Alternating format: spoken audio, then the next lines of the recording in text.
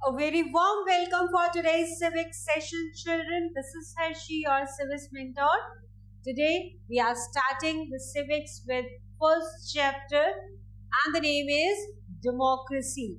So topics that we are covering today are forms of government, कितनी तरीके की forms हैं गवर्नमेंट की, डेमोक्रेसी क्या होती है और डेमोक्रेटिक सोसाइटी क्या होती है. ये टॉपिक्स हमारे इस चैप्टर में करेंगे cover. Let us begin. We need to think whether we treat anyone unfairly or unequally due to any reason, circumstances or occasion.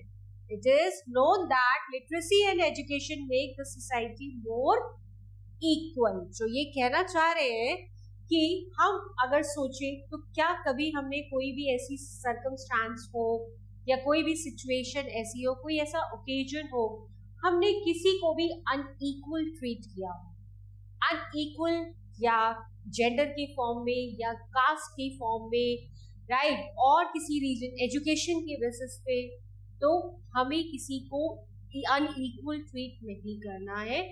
Equally सब लोग, every citizen of the country, all the people are equal. हमारा constitution हमें ये right देता है कि हम सबको इक्वली ट्रीट करें.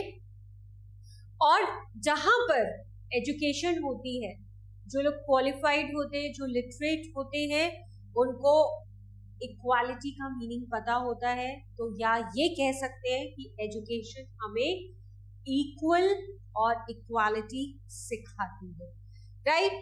So India is a democracy, and its last class we read about the key elements like people participation. पिछली क्लास में हमने पढ़ा था people participation, equality, justice, resolution of conflict. Class 6 में हम ये बहुत अच्छे से पढ़कर आए हैं. Equality is a key feature of democracy and influences all aspects of functioning.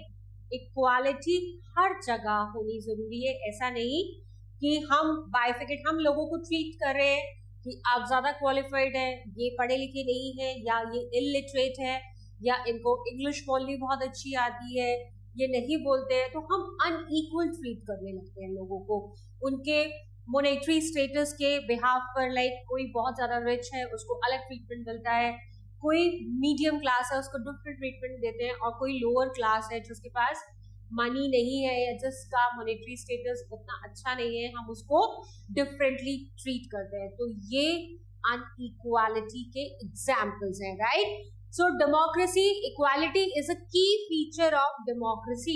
Democracy means लोकतंत्र, और इंडिया कैसी कंट्री है? डेमोक्रेटिक कंट्री है. तो डेमोक्रेसी का की फीचर जो है इक्वालिटी. डेमोक्रेसी तभी आ पाएगी जब इक्वालिटी होगी. अगर लोग बाइफिकेट करते रहेंगे, डिस्क्रिमिनेशन करते रहेंगे, तो क्या डेमोक्रेसी फुलफिल हो पाएगी या डेमोक्रेसी फ्लरिश हो पाएगी? No children. And influences all aspects of its function. So in this chapter we will explore the concept of equality further and try to understand what it is, what is the importance of democracy, and whether or not everyone is equal in reality.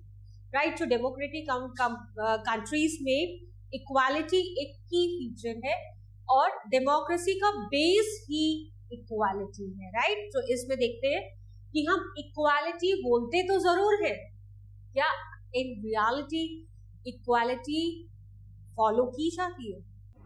नहीं. Forms of government.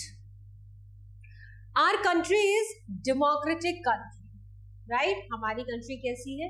Democratic country है, यानी लोकतंत्र है, where everyone is equal before the law. Before the law का मतलब कानून की नजर में, लॉ की नजर में सारे सिटीजन, चाहे वो फर्स्ट पर्सन ऑफ कंट्री क्यों ना हो, यानी प्रेसिडेंट ऑफ इंडिया, या फिर एक सबसे कोई एक आम इंसान, कानून की नजर में या लॉ की नजर में सब इक्वल है.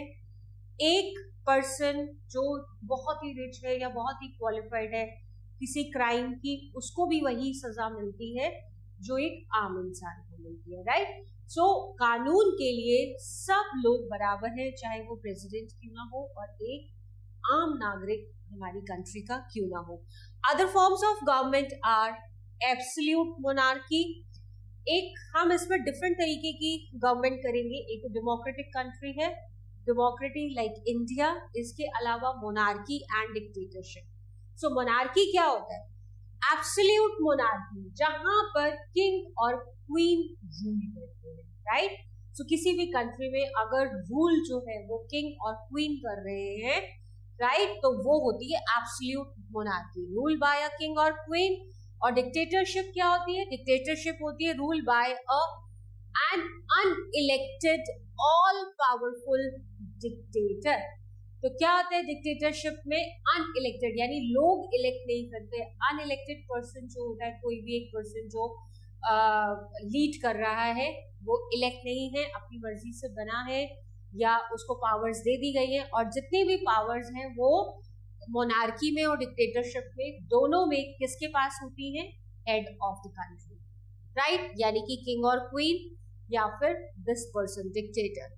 All power dictators. As head of the state, both the monarch and dictators hold absolute powers and are above the law. Above the law क्यों बोल रहे हैं? कानून से ऊपर होते हैं ये लोग। मोनार्की में जो किंग और क्वीन जो रूल कर रहे हैं और जो डिक्टेटर है वो दोनों above the rules है।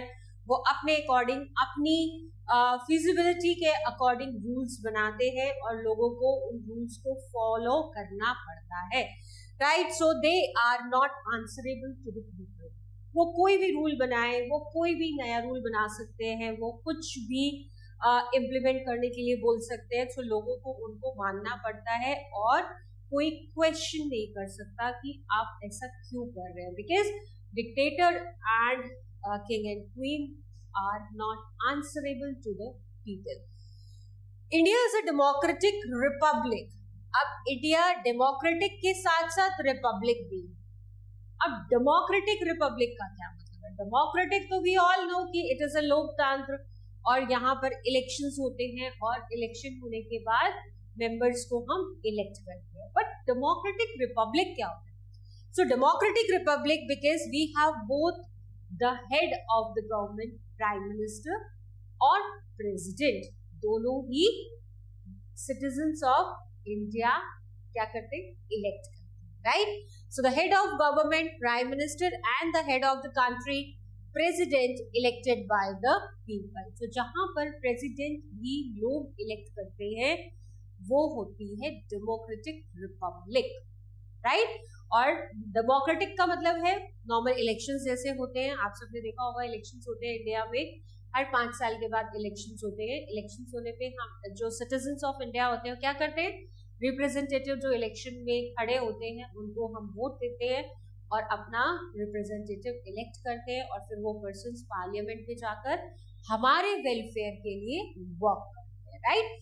तो जो भी पार्टी होती है, जिस पार्टी के वो मेंबर होते हैं, जो पार्टी विन करती है इलेक्शन में, तो क्या होता है? वो विनिंग पार्टी होती है, उसी पार्टी का प्राइम मिनिस्टर भी डिक्लेयर होता है, उसी पार्टी से प्राइम मिनिस्टर भी बनाया जाता है। फिर प्रेसिडेंट जो है उनका इलेक्शन भी क्या होता है? राज्यसभा के मेंबर्स के थ्रू होता है, राइट। तो इसलिए इंडिया डेमोक्रेटिक रिपब्लिक कंट्री बोली जाती है। Democracy is a form of government in which the supreme power is retained by the people. Why we are saying supreme power? By the people. Citizens चाहे suppose हमने किसी एक candidate को इस election में वोट दी और हमने अपना रिप्रेजेंटेटिव उसको इलेक्ट किया, हमें लगा कि वो अच्छा काम नहीं कर पा रहा है, right, and the person is culprit और कोई और उसके साथ इश्यूज हैं, वो कुछ ना कुछ गलत एक्टिविटीज में इन्वॉल्व है, या हमें लगता है कि that person is not suitable for the job, right, जो हमने उसको दी है, जो हमने उसको रिस्पॉन्सिबिलिटीज दी है। तो हम क्या करते हैं? नेक्स्ट टाइम यानी आफ्टर 5 years जब इलेक्शंस होते हैं तो हम उस कैंडिडेट को वोट नहीं करते। तो इसलिए लोगों को क्या बोला जाता है? सुप्रीम पावर लोगों के हाथ में है, यानी सिटीजन्स के हाथ में है। तो यानी कि गवर्नमेंट में कौन बैठेगा, गवर्नमेंट में जो कैंडिडेट्स होंगे वो कौन होंगे, वो किसके हाथ में है? सिटीजन्स के हाथ में है, right. but which is usually exercised indirectly through a system of representation and people's mandate. People mandate का मतलब जो हमने क्या किया है, हमने डिसाइड किया है सिटीजन, क्योंकि हम वोट डालते हैं और जो सिटीजन्स वोट डालते हैं, जिसको ज्यादा वोट मिलते हैं वही विनर होता है। तो क्या होता है, लोगों का क्लियर मैंडेट होता है कि ये हमारा रिप्रेजेंटेटिव बनना चाहिए, which is periodically renewed. Periodically renewed का मतलब क्या होता है कि हर 5 साल के बाद इलेक्शंस होते हैं, चाहे वो लोकसभा के इलेक्शंस हो या फिर विधानसभा के इलेक्शंस हो। विधानसभा हम पढ़ेंगे, लोकसभा भी पढ़ेंगे। लोकसभा सेंट्रली होती है और विधानसभा स्टेट पर होती है। तो क्या होता है, हर 5 साल के बाद दोबारा से इलेक्शंस होते हैं, लोकसभा के, विधानसभा के, और हम उसमें अपने रिप्रेजेंटेटिव इलेक्ट करते हैं।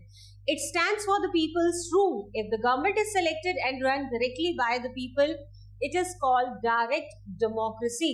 डायरेक्ट, अब डेमोक्रेसी भी दो तरीके की होती है, डायरेक्ट डेमोक्रेसी, इनडायरेक्ट डेमोक्रेसी।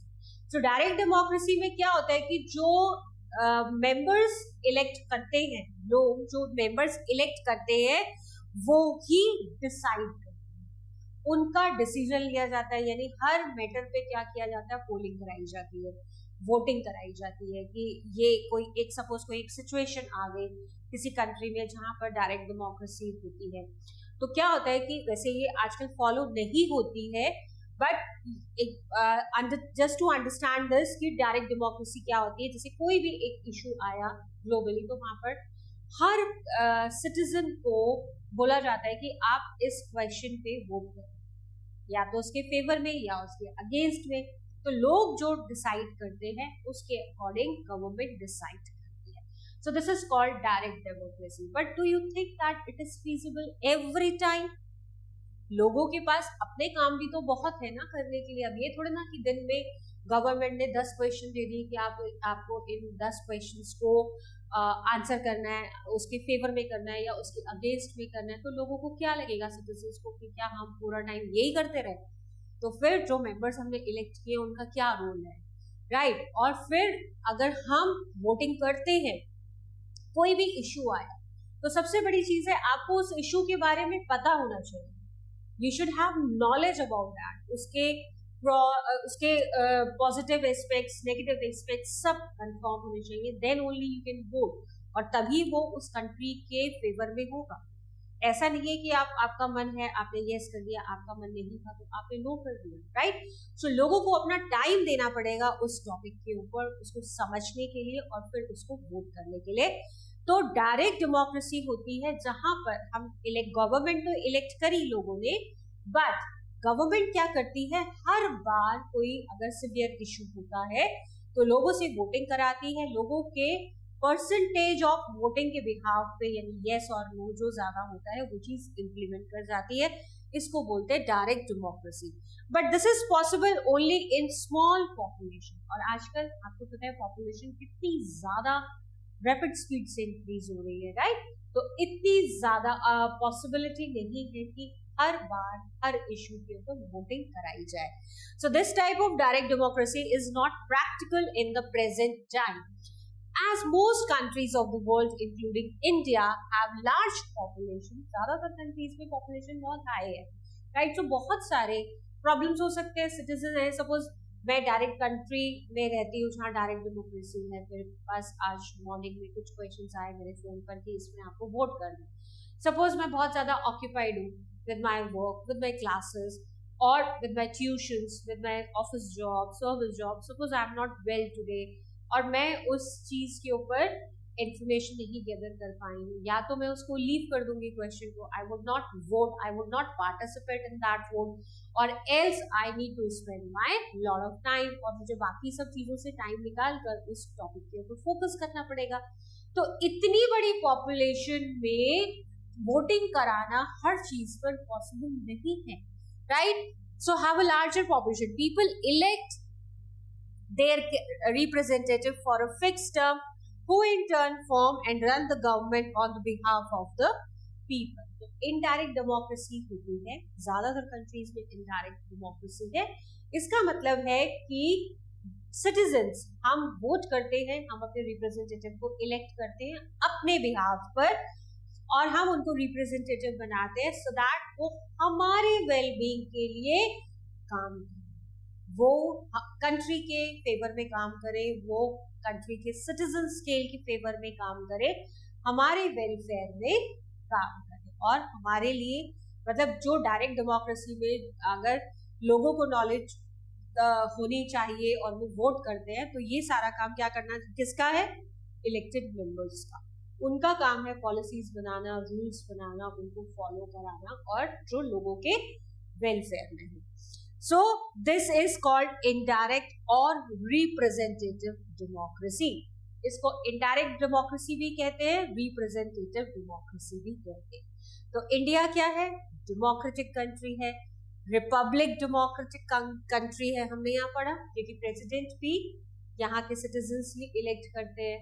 ऐसा नहीं कि कोई अगर प्रेसिडेंट है वो अपने आगे अपनी जनरेशन, नेक्स्ट जनरेशन को वो हैंड ओवर कर रहा है, ऐसा नहीं है। इलेक्ट किए जाते हैं प्रेसिडेंट्स भी, राइट? तो इस और दूसरा हमारा जो डेमोक्रेसी है वो रिप्रेजेंटेटिव डेमोक्रेसी है, means indirect democracy. In most democracies, the head of the country president is also elected by the people. Such countries are called republic. तो हमने यहाँ पर ये कर लिया है. So let's move to the next topic, which is democracy. अब हम बात करेंगे democracy होती क्या है. The system of democracy is one in which people rule themselves with the help of their representatives, right? और representative की help से government बनती है. और रिप्रेजेंटेटिव कैसे इलेक्ट होते हैं? क्योंकि उसको उन मेंबर्स को कौन इलेक्ट करता है? सिटीजन्स ऑफ इंडिया इलेक्ट करते हैं. So these representatives are elected by the people. The people are supreme in democracy. इसीलिए बार बार बोला जाता है कि सुप्रीम पावर किसके पास है? लोगों के पास. बार बार टीवी में एड्स आते हैं ना, अपने मताधिकार का प्रयोग करें, अब पहले मतदान फिर जलपान. वो इसीलिए बोला जाता है कि ये हमारा कॉन्स्टिट्यूशन हमें राइट देता है कि हम इलेक्शन में पार्टिसिपेट करें. ऐसा ना करें कि हम वोट देने जाए ही ना. तो मेन पावर जो है वो सिटीजन्स ऑफ कंट्री के हाथ में है, right? The world's democracy means the rule of common people. Democracy का मतलब क्या है? Rule of common people. कोई भी इंसान, एक आम इंसान, एक कॉमन मैन इलेक्शन में पार्टिसिपेट कर सकता है, रिप्रेजेंटेटिव कर सकता है और कंट्री को रूल कर सकता है, राइट? हमारा कॉन्स्टिट्यूशन हमें ये राइट देता है. ऐसा नहीं है कि हमें किसी बहुत बड़ी रिच फैमिली को बिलोंग करना चाहिए, हमारी क्वालिफिकेशन बहुत हाई होनी चाहिए, या एक मेल रिप्रेजेंटेटिव होना चाहिए या फीमेल नहीं होनी चाहिए, जेंडर बाइफिकेशन नहीं है.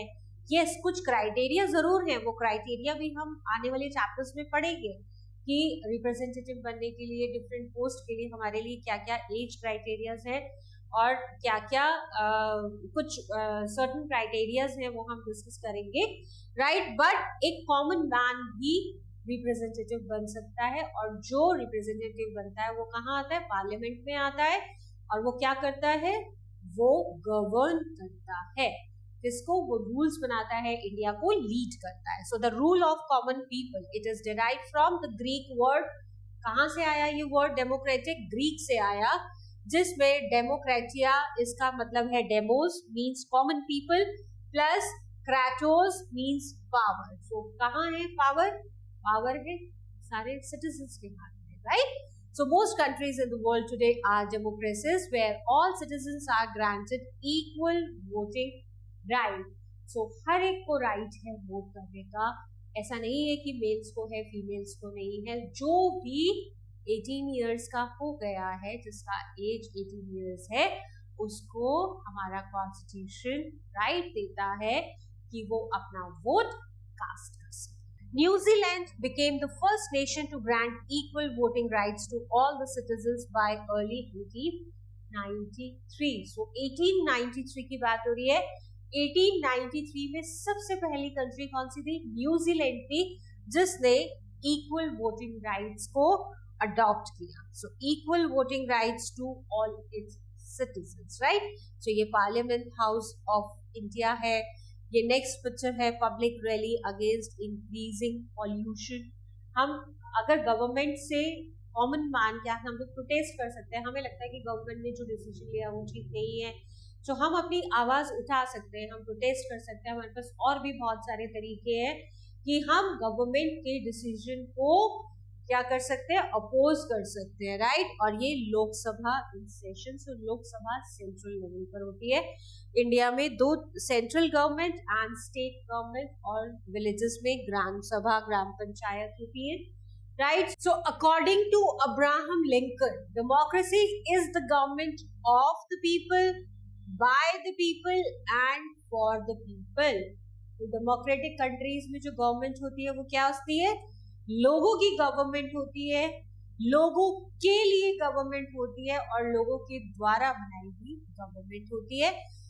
Of the people, by the people and for the people. A democratic government should work for the welfare of the people. तो हम इसीलिए अपनी गवर्नमेंट इलेक्ट करते हैं, अपने रिप्रेजेंटेटिव इलेक्ट करते हैं कि हमारे बिहाफ पे जो इलेक्टेड मेंबर्स हैं वो डिसीजंस ले और हमारे प्रॉब्लम को या हमारे वेलफेयर के लिए और कंट्री के को आगे बढ़ाने के लिए वर्क करें, पॉलिसीज बनाएं।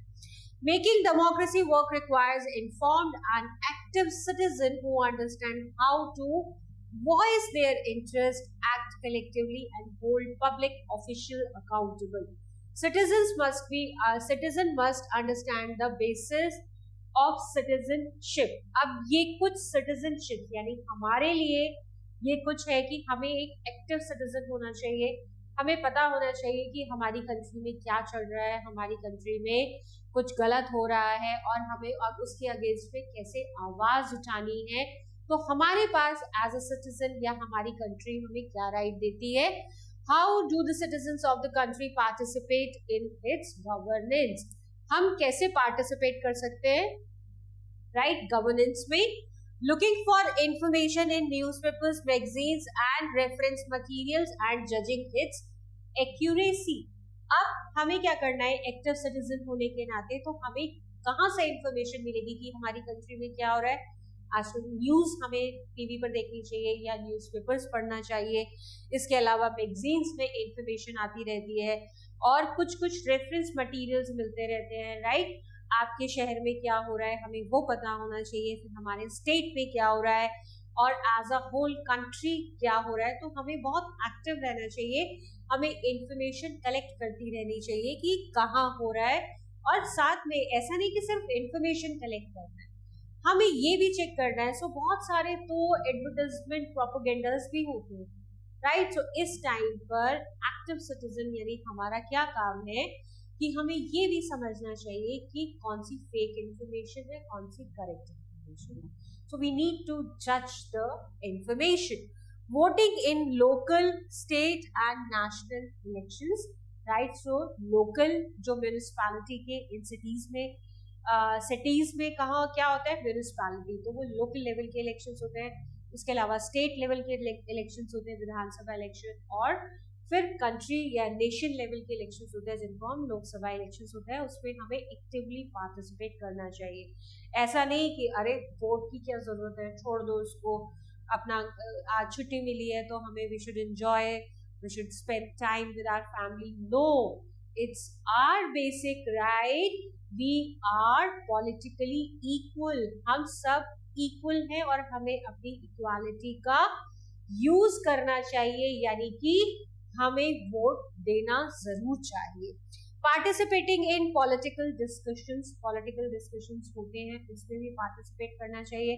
और डिस्कशंस में हम कब पार्टिसिपेट कर पाएंगे, जब हमारे पास इंफॉर्मेशन हो, राइट। सो एक एक्टिव सिटीजन को पॉलिटिकली भी एक्टिव रहना चाहिए कि हमारी सिटी में क्या हो रहा है, हमारे स्टेट में, हमारी कंट्री में क्या हो रहा है। हमें इंफॉर्मेशन कलेक्ट करते रहना चाहिए, न्यूज़ देखते रहना चाहिए, न्यूज़पेपर पढ़ना चाहिए, मैगजीन्स पढ़नी चाहिए, तभी तो हम एक एक्टिव सिटीजन बन पाएंगे, हम अपने देश को बदल पाएंगे।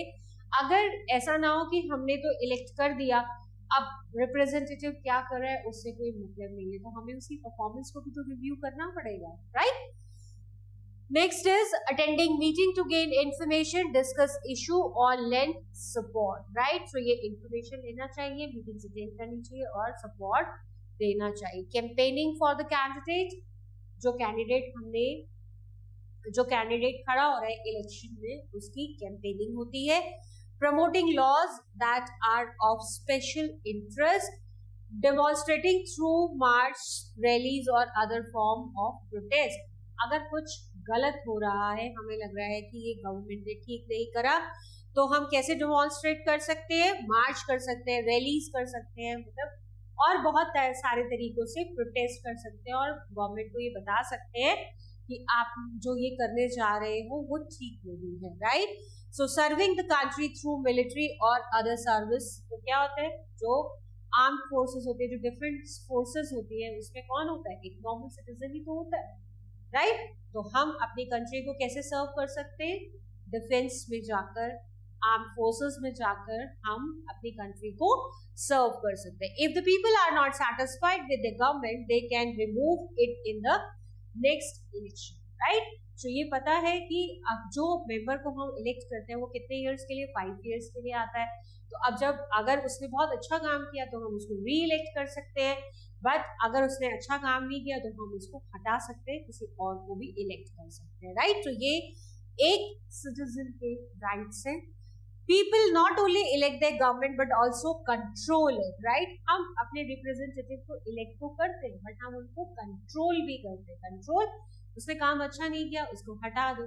तो क्या होता है? जो गवर्नमेंट में लोग होते हैं, जो रिप्रेजेंटेटिव होते हैं, उन्हें भी पता होता है कि अगर हम अच्छा काम नहीं करेंगे, अगर हम लोगों की वेलफेयर के लिए वर्क नहीं करेंगे तो क्या होगा? नेक्स्ट टाइम हमें दोबारा से इलेक्ट नहीं किया जाएगा. Since government policies are largely influenced by the people wishes, public opinion, बहुत सारी चीजों में पब्लिक ओपिनियन मांगा जाता है, राइट? ये बड़े बड़े डिबेट शोज होते हैं या आपके न्यूज़पेपर्स में आते हैं, इंफॉर्मेशन आती है और बाकी चीजें आती है, तो उसमें क्या होता है? पब्लिक ओपिनियन जाता है कि हम क्या करना चाहते हैं, right? Another important feature of democracy is the rule of law, right? So कानून बहुत जरूरी है किसी भी कंट्री के लिए. लॉ एंड ऑर्डर होना और लॉ एंड ऑर्डर को मानना बहुत जरूरी है, right? It means all are equal before the law. The president of a country and an ordinary citizen get the same protection of the law. तो जो president of India के लिए rules है वही रूल्स हमारे लिए भी है, एक कॉमन सिटीजन होने के नाते, राइट? ऐसा नहीं है कि अगर कोई प्रेसिडेंट ऑफ इंडिया है उनके लिए कुछ अलग रूल्स है, अगर वो कोई गलती करते हैं तो उनके लिए कुछ अलग रूल्स है, हमारे लिए कुछ अलग रूल्स है. ऐसा नहीं है, दोनों के लिए सेम लॉज है. It makes no distinction between the rich and the poor. कोई rich है, कोई poor है, और educated और uneducated, कोई पढ़ा लिखा है या फिर कोई अनपढ़ है. It ensures that there is no one above the law. तो हमारा जो law है वो सबसे ऊपर है. और आपने देखा होगा जो लॉयर्स या जो कोर्ट्स होती हैं उसमें एक स्टैचू होता है जिस पर काली पट्टी बंधी होती है, राइट? तो वो किसके लिए है? उसका मतलब यही है कि वो ये ना देख पाए, जज जो है वो डिसीजन देते टाइम ये ना देख पाए कि ये पुअर है या ये रिच है, ये मेरा नोन है, ये मेरा नोन नहीं है, ये इसका बहुत अच्छा स्टेटस है सोसाइटी में, इसका नहीं है, ये लिटरेट है, ये इलिटरेट है, या ये रिच है और ये पुअर है. तो इस तरीके से बाइफिकेशन ना कर पाए, right? It ensures that there is no one above the law. It also provides protection to individuals against social evils such as child marriage. कुछ social evils है हमारे सोसाइटी में थे और अभी मतलब कम हो रहे हैं लेकिन फिर भी अभी है. चाइल्ड मैरिज, छोटी एज में बच्चों की शादी कर दी जाती है. अनटचेबिलिटी, अनटचेबिलिटी का मतलब छुआछूत, ये लोअर कास्ट के लोग हैं, ये अच्छे लोग नहीं हैं, इनके घर नहीं जाना, इनसे बात नहीं करनी, right? Untouchability and other forms of discrimination. तो डिस्क्रिमिनेशन नहीं करना, क्योंकि हमारा कॉन्स्टिट्यूशन हमें ये बोलता है discrimination is against the law. In a democracy it is people who make laws for themselves. हम अपने लिए, हम मतलब हमारे जो रिप्रेजेंटेटिव हमने जिनको इलेक्ट किया है वो हमारे लिए लॉज बनाते हैं. It may be done directly by the people themselves और इनडायरेक्टली थ्रू देयर रिप्रेजेंटेटिव्स. तो लॉज कौन बनाता है? लोग बनाते हैं. In our country it is the parliament. Directly जो लॉज बनते हैं वो कहाँ बनते हैं? एब्सोल्यूट मोनार्की में और डिक्टेटरशिप में, राइट? उसमें कॉमन पीपल का कोई इंटरवीन नहीं होता. बट हमारा जो है, हमारी जो डेमोक्रेसी है, जो रिप्रेजेंटेटिव डेमोक्रेसी है, इसमें क्या होता है? इसमें कौन लॉ बनाता है? जो हमने अपने मेंबर्स इलेक्ट किए हैं, जो रिप्रेजेंटेटिव इलेक्ट किए हैं, वो हमारे लिए काम करते हैं, लॉ बनाते हैं, right? So constituted by representative of the people. In our country it is the parliament constituted by the representative of the people. अब जिन मेंबर्स को हम इलेक्ट करते हैं वो कहाँ जाते हैं? वो पार्लियामेंट में जाते हैं, राइट? जो पार्लियामेंट में क्या होता है? लॉज बनते हैं, which makes laws for us. Similarly, the state assemblies makes law for the state, right? तो लोकसभा और पार्लियामेंट कहाँ है? सेंट्रल लेवल पर. बट स्टेट लेवल पर भी गवर्नमेंट है, क्योंकि पूरी कंट्री को एक जगह से यानी सेंट्रली मैनेज करना पॉसिबल नहीं है. इतनी बड़ी पॉपुलेशन है, इतनी बड़ी कंट्री है इंडिया. तो क्या है? कुछ पावर्स जो है वो स्टेट को दे दी गई है.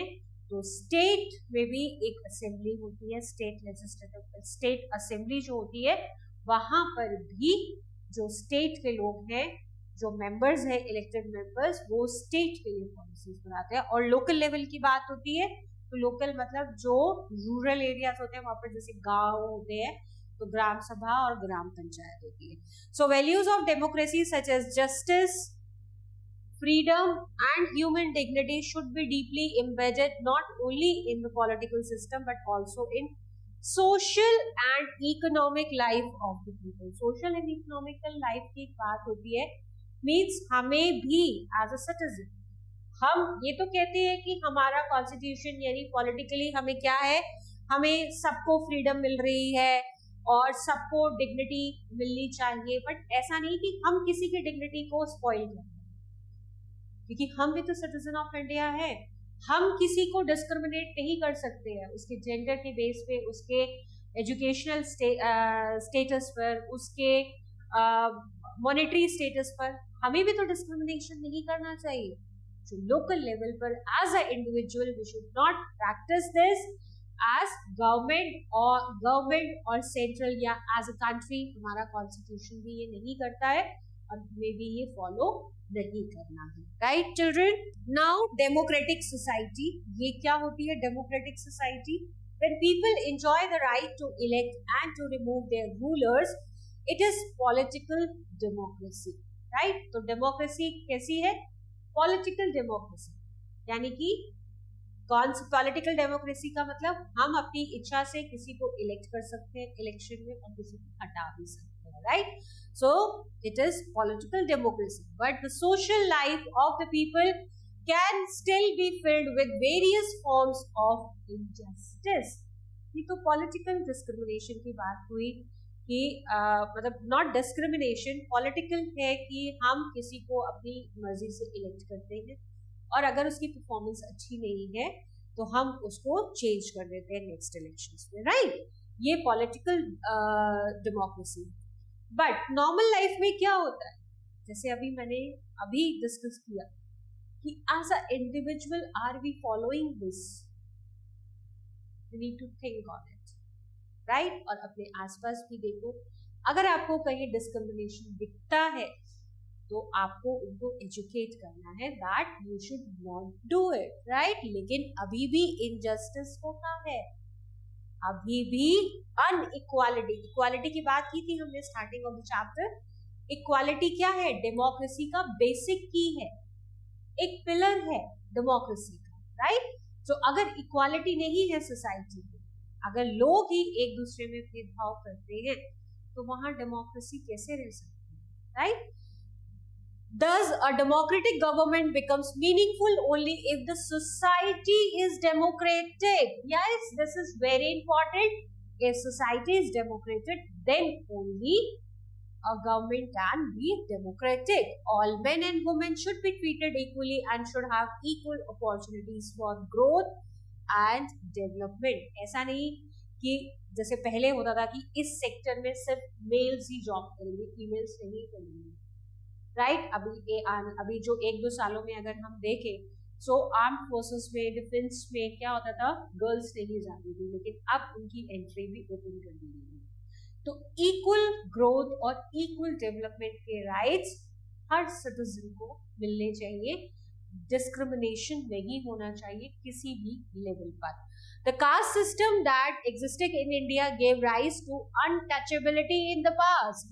पहले क्या होता था, कास्ट सिस्टम, ये छोटी कास्ट के लोग हैं, राइट, इनसे दूर रहो, उनके हाथ का छुआ पानी नहीं पीते थे, उनको मंदिरों में जाने की एंट्री नहीं होती थी, उनको पब्लिक प्लेसेस पर जाने की एंट्री नहीं होती थी।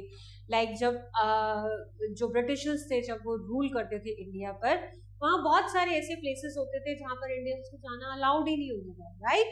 तो इस तरीके की जो डिस्क्रिमिनेशन थे वो सोसाइटी में थे, और इसकी वजह से क्या इंक्रीज हुआ, अनटचेबिलिटी का कंसेप्ट है, right? Although it has now been abolished by our constitution, पहले ये अनटचेबिलिटी का कंसेप्ट बहुत होता था, लेकिन अब हमारे कॉन्स्टिट्यूशन ने इसको अबॉलिश कर दिया, यानी इसको खत्म कर दिया गया है। Although it has now been abolished by our constitution, untouchability का कंसेप्ट हमारे कॉन्स्टिट्यूशन में अबॉलिश हो गया है। It has already created a wall between the high caste and low caste. पहले क्या होता था, अनटचेबिलिटी में एक दीवार खड़ी हो गई थी, एक वॉल बन गया था कि एक तरफ हाई कास्ट के लोग हैं, एक तरफ लो कास्ट के लोग हैं। तो लो कास्ट को बहुत अलग तरीके से देखा जाता था, उनको ट्रीटमेंट भी अलग मिलता था। तो अब हमारे कॉन्स्टिट्यूशन ने इसको अबॉलिश कर दिया है।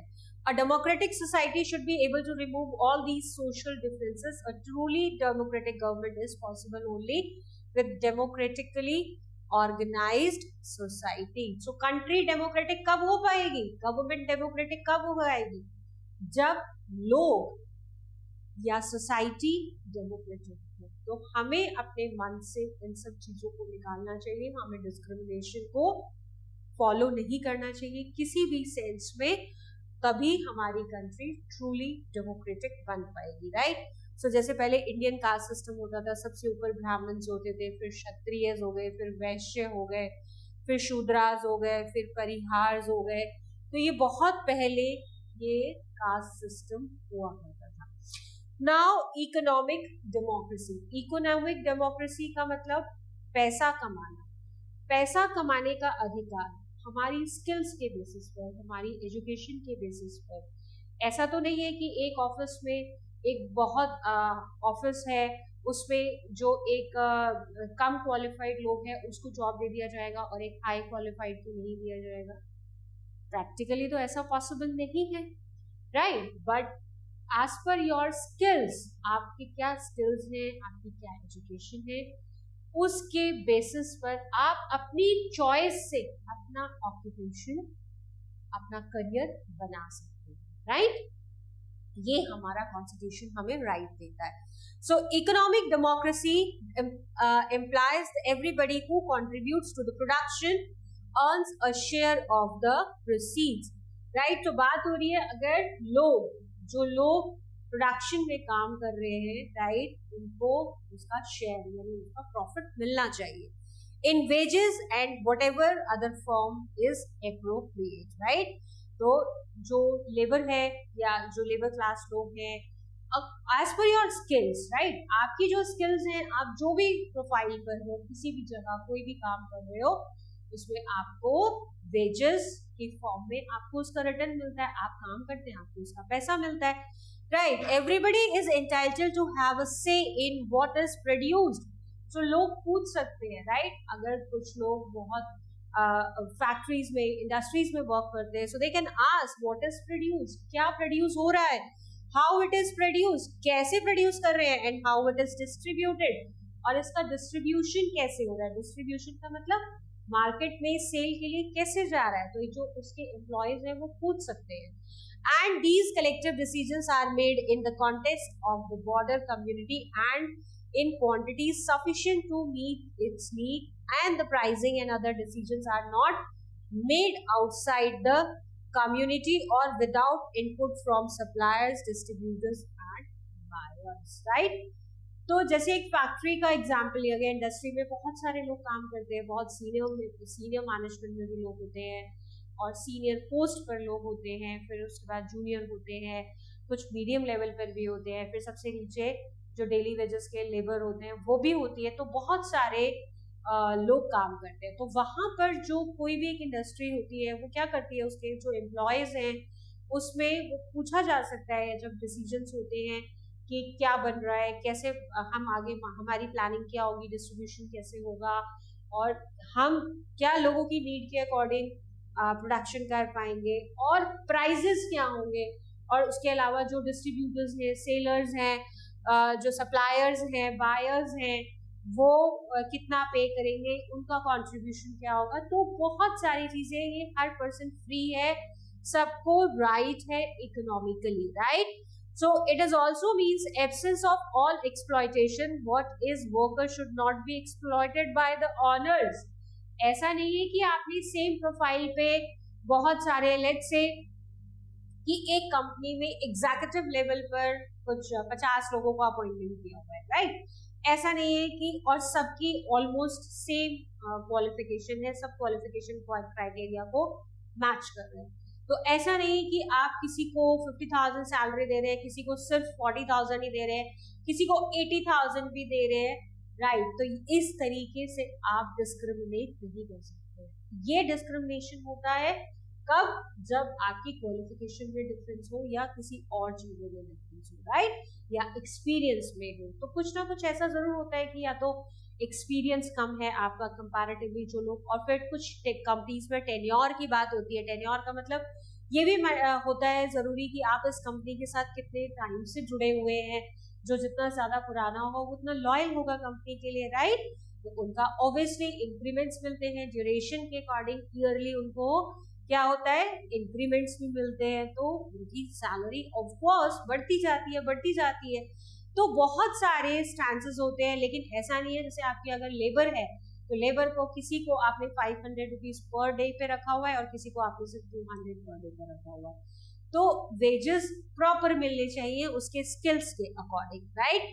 सो it also means absence of all exploitation, that it workers should not be exploited by owners and peasants should not be exploited by landlord. So peasants होते हैं जो किसान होते हैं, राइट। बहुत सारे किसान होते हैं जिनकी अपनी जमीन नहीं होती है, वो लैंडलॉर्ड्स यानी जमींदारों की जमीन पर काम करते हैं। तो उनको भी एक्सप्लॉइट नहीं करना चाहिए, जितना वो डिजर्व करते हैं उनको उतना वेजेस देना चाहिए। So equal wages should be given for equal work, right. तो ये हमारा कॉन्स्टिट्यूशन बोलता है कि इक्वल वर्क के लिए इक्वल वेजेस होना जरूरी है। Democracy is based on 2 important principles. कौन से हैं वो 2 important principles? Liberty and equality. Equality मतलब सबको बराबर समझो, और लिबर्टी सबको काम करने की, ऐसा ना हो कि आप बहुत ज्यादा बंदिशें लगा रहे हैं, वो सब ना हो। सबको अपना काम ढूंढने की और अपने तरीके से काम करने की लिबर्टी होनी चाहिए। तो हमारे डेमोक्रेसी में 2 प्रिंसिपल है, equality and liberty. Individual freedom and equal opportunities are necessary conditions for democracy to be successful. तो डेमोक्रेसी के सक्सेसफुल के लिए कौन सी 2 कंडीशन बहुत जरूरी हो गई? Equal opportunities. इक्वल अपॉर्चुनिटीज का मतलब स्किल्स के हिसाब से, एजुकेशन के हिसाब से क्या है, उसके लिए हर कोई अप्लाई कर सकता है उस पोस्ट के लिए। ऐसा नहीं कि अगर कोई मेल है तो अप्लाई करेगा, फीमेल है तो अप्लाई नहीं करेगी, या इस पोस्ट पे सैलरी में जो चेंजेस है, फीमेल है तो उसको इतनी सैलरी दी जाएगी, मेल है तो उसको इतनी दी जाएगी। सबको इक्वल, या कास्ट के बेस पे भी कोई डिस्क्रिमिनेशन नहीं होना चाहिए कि इस पोस्ट के लिए सिर्फ अपर कास्ट के लोग अप्लाई करें, इस पोस्ट के लिए लोअर क्लास के लोग अप्लाई नहीं कर सकते। तो इस तरीके की भी डिस्क्रिमिनेशन नहीं होनी चाहिए। तो लिबर्टी होनी चाहिए, फ्रीडम होना चाहिए, और इक्वल अपॉर्चुनिटीज होनी चाहिए। Depriving someone of her or his means of livelihood goes against the very ideal of economic democracy. A democratic government will be meaningful only if its citizens are socially equal and economically free. तो सब लोग equal हो. The purpose of economic democracy is to provide economic empowerment to all citizens and all local communities. हम अपने according लोगों को higher कर सकते हैं, उनके स्किल्स के बेसिस पर, उनके कैलिबर के अकॉर्डिंग हम उनको हायर कर सकते हैं. बट हमारे को ये जरूर देखना चाहिए कि हम क्या करें कि किसी को एक्सप्लॉइट ना करें. काम बहुत सारा ले रहे हैं बट उसको पैसा नहीं दे रहे. So exploitation should not be there. Case study है. सुनीता देवी एक लेडी है, वो एक डोमेस्टिक वर्कर है. डोमेस्टिक वर्कर का मतलब घर जाकर जो काम करती है, जैसे मेड्स हो गई और थोड़ा बेबी सिटिंग का वर्क है या फिर आपका कुकिंग का वर्क है, वो घर के काम करना. Right. So who work in a house of Ashok Jain. वो अशोक जैन के घर पे काम करती है. कौन? Sunita Devi. On the election day, she goes to the polling booth in the morning and stands in a long queue. She finds Ashok Jain also standing in a line waiting for his turn to cast his vote. तो सुनीता क्या करती है, जिस दिन election हो रहा होता है उस दिन जाती है, क्यू में खड़ी हो जाती है. तो जैसे वो पीछे मुड़कर देखती हैं तो उनको कौन दिखते हैं? उनकी ऑनर मिस्टर अशोक जैन. वो भी सेम क्यू में खड़े होते हैं. तो वो खुश होती हैं कि हमारे कॉन्स्टिट्यूशन में, हमारे कंट्री में सभी लोग एक बराबर हैं. राइट. क्योंकि अब वो बहुत रिच हैं, उनके घर वो काम करती है तो वो भी इसी क्यू में खड़े हुए हैं. And she is also standing in the same Q. In a democratic country like India, all adults, irrespective of what religion they belong to, what caste they are, how much education they have had, or whether they are rich or poor, are allowed to vote. Education के base पर discrimination ऐसा नहीं है कि कोई graduate होगा, post graduate होगा, कोई इंजीनियर या डॉक्टर, यही लोग वोट कर सकते हैं. एक इलिटरेट पर्सन, एक मेड जो घर में काम करने वाली है, एक मिल्क, हर इंसान वोट करता है. Right.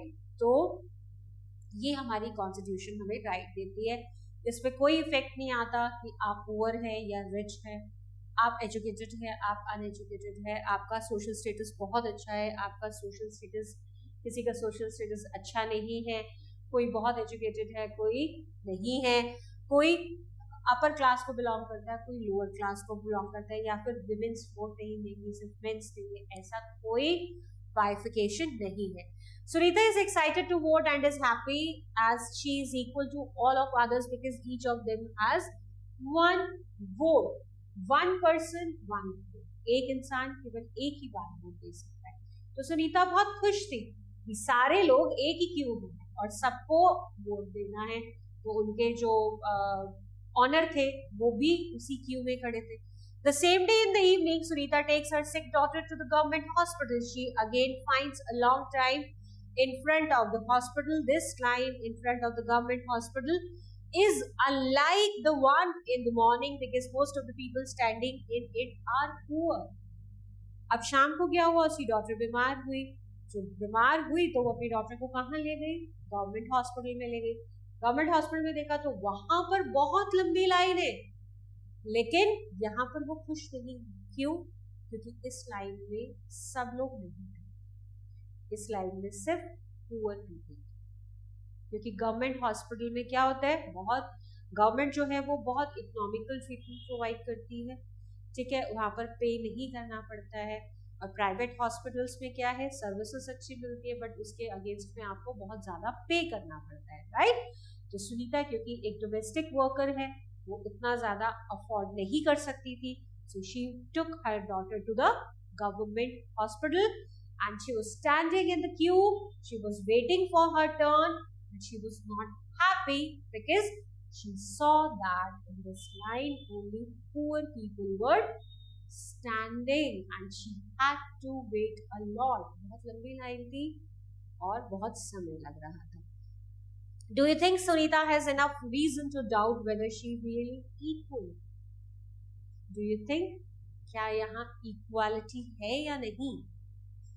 You will not find equality क्योंकि गवर्नमेंट हॉस्पिटल में although बहुत कम चार्ज होता है लेकिन फैसिलिटीज में भी डिफरेंस होता है. प्राइवेट हॉस्पिटल्स में बहुत ज़्यादा फैसिलिटीज होती है और वहाँ बहुत ज़्यादा highly paid highly educated doctors होते हैं, इसलिए लोग जो अफोर्ड कर सकते हैं they go to the private hospitals, right. So now we have the glossary. First meaning, word meaning हम करते हैं. तो डेमोक्रेसी क्या होती है? A system in which the government of the country is elected by the people. हम ये बहुत अच्छे से explain कर चुके हैं, so that is why I'm not explaining anymore. Deprive क्या होता है? To prevent somebody from having something. लोगों को रोकना कुछ लेने से. Monarchy, it is a country that is governed by a king or queen, right? So let's move to the next one. Quick review. The points have been mentioned here are village panchayats are democratic institution at the local level. So, मैंने आपको बताया था local level यानी villages level पर क्या होता है? ग्राम पंचायत होती है. If the government is elected and run directly by the people, this is called direct democracy. Democracy में दो टाइप्स हमने पढ़े थे, direct and indirect. So direct democracy होती है कि लोगों से पूछा जाता है, क्वेश्चंस पर वोटिंग करने के लिए बोला जाता है और उनके आंसर्स के बेस पर डिसीजंस लिए जाते हैं. So if the government is elected and run directly by the people, so this is called direct democracy. People elect their representative for a fixed term who in turn form and run the government on behalf of the people. This is called indirect or representative democracy. तो representative और indirect democracy क्या है कि लोग अपने members को elect करते हैं और जो elected members होते हैं वो लोगों के welfare के लिए work करते हैं और उनके behalf पर डिसीजन लेते हैं और कंट्री को गवर्न करते हैं. People do not elect their government but also control it. ऐसा नहीं है कि डेमोक्रेटिक कंट्री में हम सिर्फ और सिर्फ लोगों को इलेक्ट करते हैं, हम कंट्रोल भी करते हैं. हमें कुछ अच्छा नहीं लगता, गवर्नमेंट कोई ऐसे डिसीजंस या कुछ ऐसी पॉलिसीज लाती है जो लोगों को एक्सेप्टेबल नहीं होती है तो हम प्रोटेस्ट कर सकते हैं. We have right. When people enjoy the right to elect and to remove their rulers, it is political democracy.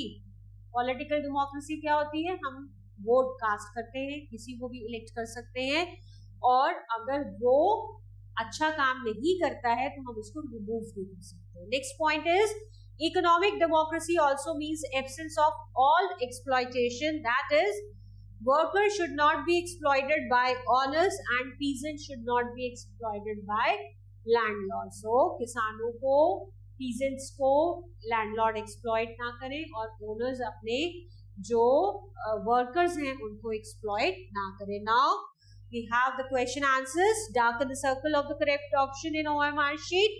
Village panchayat are dash institution at local level. So it is a democratic institution at local level. So correct answer is D. So I am darkening the circle D. Rest you all need to do. Right, children? Now moving to the next one. In a representative democracy, laws are made by the people, king, president or parliament. In democracy, parliament, the laws are made in parliament. And absolute monarchy means it is the rule by king or queen. Next is dash became the first nation to grant equal voting rights to all its citizens as early as 1893. So the first country was New Zealand. People not only select their government but also control it. Right, children? So children, next is your fill in the blanks. This is the second question in which some options have been given to you और आपको उनके correct column में fill करना है. तो मैं इन options पर numbering कर दूंगी. You can write down these answers in the correct column. First fill up is dash is the key feature of democracy. Democracy का की फीचर क्या है? की फीचर है equality. Right. Next is dash is the form of government in which supreme power is retained bye the people. Supreme power जो है वो किसके पास होती है? लोगों के पास. So in democracy is the form of government, right? Third is according to dash democracy is the government of people, by the people and for the people. ये किसने बोला था? ये बोला था अब्राहम लिंकन ने. Another important feature of democracy is rule of law and our country is a democratic country, right? So you can write down the answers in the correct fill up. Next is say if the given statement is true or false. First statement, people should be treated unequally because of their caste, social status, religion और gender. क्या unequally हमें treat करना चाहिए? False. This is incorrect. हमें सबको equally treat करना चाहिए. The Indian Constitution recognizes every person as equal. Yes, हमारा Constitution सबको equally treat करता है. Justice is one of the value of democracy. Again, true. Liberty is not an important principle of democracy. आजादी नहीं होनी चाहिए, liberty नहीं होनी चाहिए. This is false, right? Liberty होनी चाहिए. Next is the Civil Rights Act of 1974 banned discrimination on the basis of race, religion or national origin. This is true, right? Next is answer the following question. First question, what is democracy? Democracy क्या है? Answer is democracy is a system of government where the citizens have the power to elect their representative through voting. It allows people to participate in decision-making processes and ensures that the government works for the welfare of the people. इसका मतलब ये है कि democracy वो एक system है जिसमें कि हर सिटीजन क्या करता है, वोट करता है और अपने रिप्रेजेंटेटिव को इलेक्ट करता है और फिर वो जो इलेक्टेड गवर्नमेंट होती है वो हमारे वेलफेयर के लिए वर्क करती है. Question number 2, what provisions are laid down by the Constitution in respect of equality? कि क्या क्या प्रोविजन है हमारे कॉन्स्टिट्यूशन में इक्वालिटी के लिए, राइट? क्या क्या प्रोविजंस बने हुए हैं? So answer is the constitution ensures equality through provisions like equal treatment before the law. सब क्या इंश्योर करता है कि हमारा जो लॉ है वो सबके लिए एक है और वो इंश्योर करता है कि सबको एक सा ट्रीटमेंट मिले. प्रोहिबिटेशन ऑफ डिस्क्रिमिनेशन, डिस्क्रिमिनेशन को प्रोहिबिट करना है. Equal opportunity in employment and education, employment में भी इक्वली सबको ट्रीट किया जाए, एजुकेशन के लिए इक्वली ट्रीट किया जाए. And right to equality as fundamental right, और हमारा ये मूलभूत अधिकार है, फंडामेंटल राइट है. Question number 3, compare direct and indirect democracy. Answer is direct democracy involves citizens directly participate in decision making through voting, while indirect democracy or representative democracy involves citizens electing representatives to make decision on their behalf. तो direct democracy क्या होती है? जो citizens हैं, जिन countries में direct democracies होती है वहां के सिटीजन डायरेक्ट इन्वॉल्व होते हैं डिसीजन मेकिंग में, राइट? और इनडायरेक्ट डेमोक्रेसी होती है कि लोग अपने बिहाफ पर अपने रिप्रेजेंटेटिव को इलेक्ट करते हैं और वो रिप्रेजेंटेटिव विमेन वेलफेयर के लिए वर्क करते हैं और डिसीजन लेते हैं. Question number 4, what do you mean by economic democracy? Economic democracy क्या होती है? Economic democracy ensure fair distribution of wealth and resources, right? सबको कमाने का अधिकार, पैसा कमाने का अधिकार मिले as per their education and skills. Equal opportunities for all in economic activities. It also means absence of all exploitation. जो इकोनॉमिक डेमोक्रेसी है वो ये इंश्योर करती है कि किसी भी पर्सन का एक्सप्लॉयटेशन ना हो, that worker should not be exploited by the owners और peasant should not be exploited by the landlords, right? Question number 5, what do you understand by the rule of law? So rule of law क्या कहता है? Rule of law means that everyone including the government must follow the law. Her person को, चाहे वो president of India की क्यों ना हो या एक कॉमन सिटीजन क्यों ना हो, सबको किसका? लॉ को, लॉ एंड ऑर्डर को मानना चाहिए. It ensures that laws are applied equally to all the citizens and no one is above the law, और कोई कानून से ऊपर नहीं है और लॉ सबके लिए बराबर है, right children? So we have completed the question answers. Hope you have enjoyed the session. We will meet in the next class of civics. Till then, stay connected. Bye, kids.